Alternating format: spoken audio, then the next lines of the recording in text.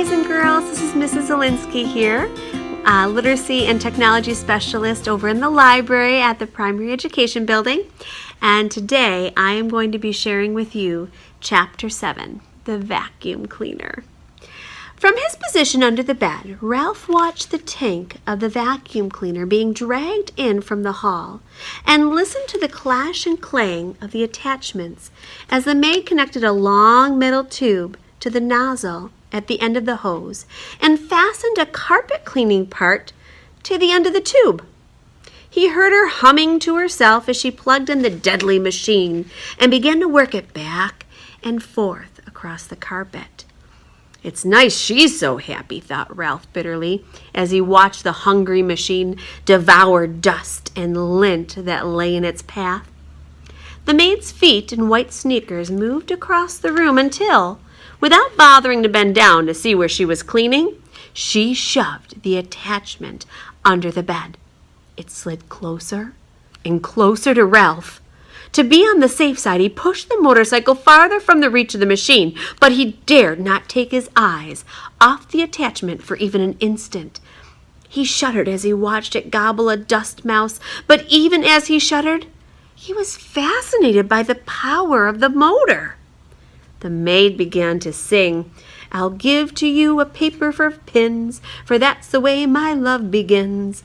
The attachment fell off the end of the long tube, but the maid, whose thoughts were elsewhere, did not notice. Now Ralph could feel the machine suck in its breath and knew he was in danger of being inhaled along with the dust mice. Recklessly, the maid pushed the open end of the tube back and forth any old way. There was no guessing which way it would go next. Ralph had to run with the motorcycle to avoid that terrifying hole at the end of the tube. He ran to the right, he ran to the left, and still the maid pushed the tube around, unaware that the attachment had fallen off. Suddenly, the maid threw down the tube, but did not turn off the motor. The tube landed with a bump and a bounce, and before Ralph realized what was happening, the awful machine had inhaled his tail, and he felt himself being pulled by suction across the carpet. "Help!" He could not keep from squeaking, but no one heard him above the roar of the machine. He just managed to catch the rear wheel of the motorcycle as he was sucked along the carpet. He hung on with all of his strength. The machine, which was strong enough to suck up a mouse, was not strong enough to suck up a mouse and a motorcycle. Ralph lay there on his stomach, hanging on for dear life and feeling his whiskers and fur swept back toward the machine. Take a look. From his position on his stomach, Ralph could see the girl standing in front of the dresser. She was smiling at herself in the mirror and arranging her hair, dreaming, no doubt, of the busboy. Ralph despaired. There was no telling how long she would stand there in that silly way, with the vacuum cleaner motor making so much noise. The housekeeper was sure to think she was busy working. Ralph felt his paws beginning to slip. He did not know how much longer he could hold out against the machine. He had to think of something and think of it fast. With every bit of strength he had left in his body, he clung to the wheels of the motorcycle with his left paw while he moved his right paw up to the exhaust pipe. If he could just manage to pull himself along until he could get on the motorcycle. Bit by bit, hand over hand, Ralph dragged himself forward along the exhaust pipe. He knew he was making progress when he could see part of his tail once more. He reached back and yanked his tail out of the tube, only to have it sucked back in again. Ralph was far from being out of danger.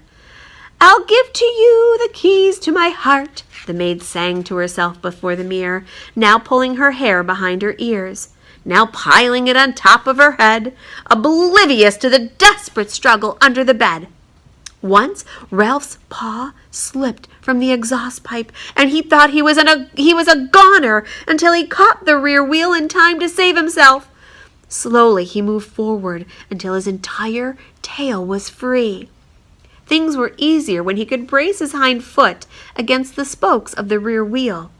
Slowly he rose, clinging to the machine, until he was able to grasp the hand grips and throw his leg over the seat.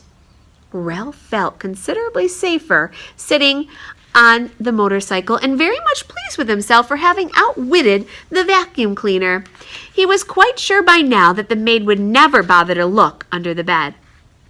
He tried to move forward, propelling the cycle with his feet, but he found the suction from the motor behind him was too strong. This made him wonder if the motor on Keith's cycle was stronger than the pull of the machine behind him. The more Ralph thought about it, the more important it seemed to him to find out. "No, I won't." "Yes, I will," Ralph argued with himself. He had promised not to ride in the daytime. Yes, but Keith did not know he would have a chance to see which was stronger, the motorcycle or the vacuum cleaner. Keith would be interested, wouldn't he? Wouldn't any boy? Riding the motorcycle would not be reckless. It would be an important experiment.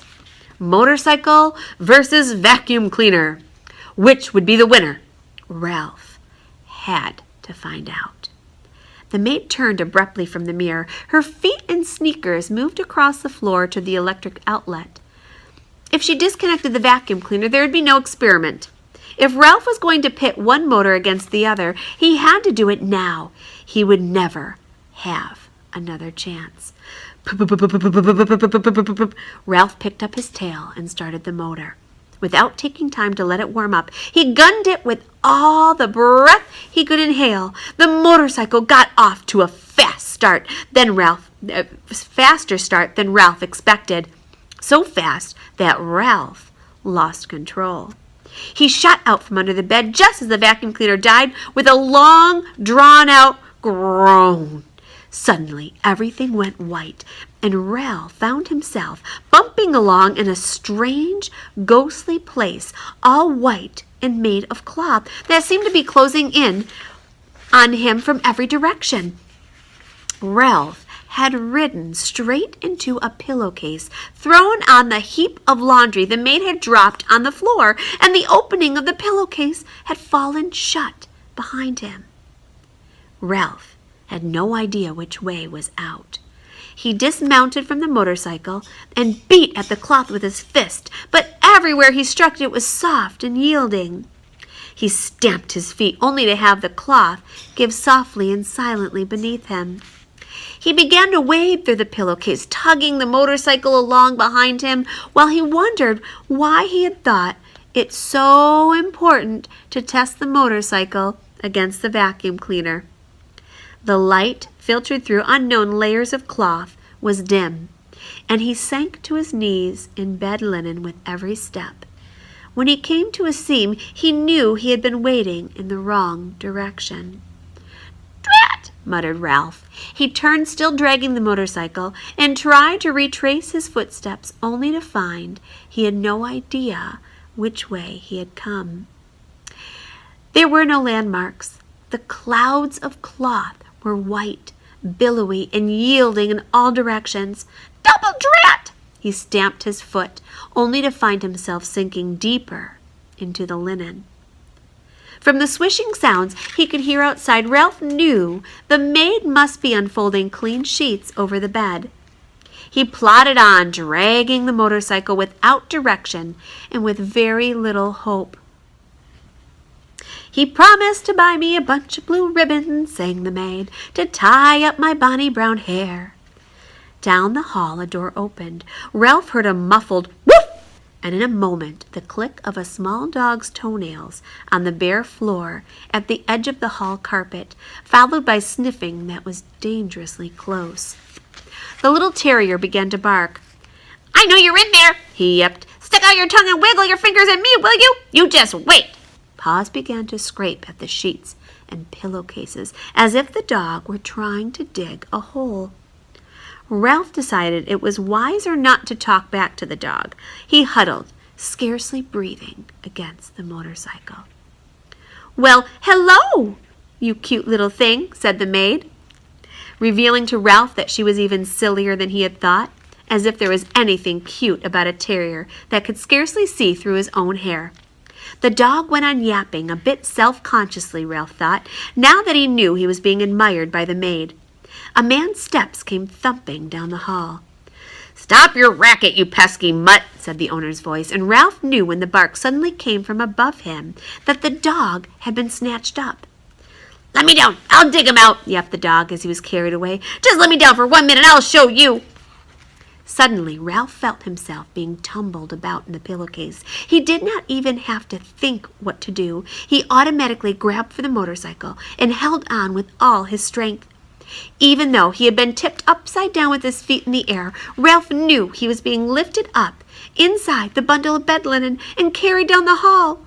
He lay still, his front paws locked around the front wheel of the motorcycle, waiting to see what would happen next. The maid walked a short distance to what Ralph judged to be the linen room, and there she dumped her armload of bedding before she went off to clean another room. Ralph was deep in the hamper where no light filtered through at all. These sheets and pillowcases were on their way to the laundry. And since he had no wish to be laundered any more than he had wished to be thrown out with the trash, there was only one thing for him to do: start chewing. Ralph ripped into the pillowcase with his sharp teeth, and in no time he had made a ragged hole, which he crawled through. When he tried to pull the motorcycle after him, he discovered the hole was too small. He had to stop and chew it bigger before he could pull the machine along with him. Ralph chewed through another layer of cloth and then another as he worked his way upward, each time enlarging the hole for the motorcycle. His jaws began to ache, and still another layer of cloth lay ahead, this time a damp bath towel, which would make slow chewing. Ralph was forced to make a decision. Did he want to save his life, or did he want to be carried off to the laundry with the motorcycle? There was only one answer. He wanted to save his life. He must abandon the motorcycle.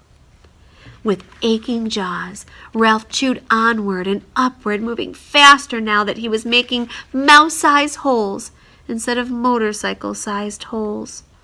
The bath towel had left an unpleasant furry taste in his mouth.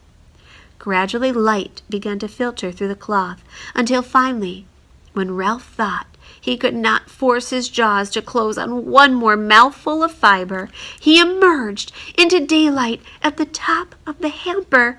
"Whew!" Ralph gasped, rubbing his aching jaws and wading across the sheets to the edge of the hamper.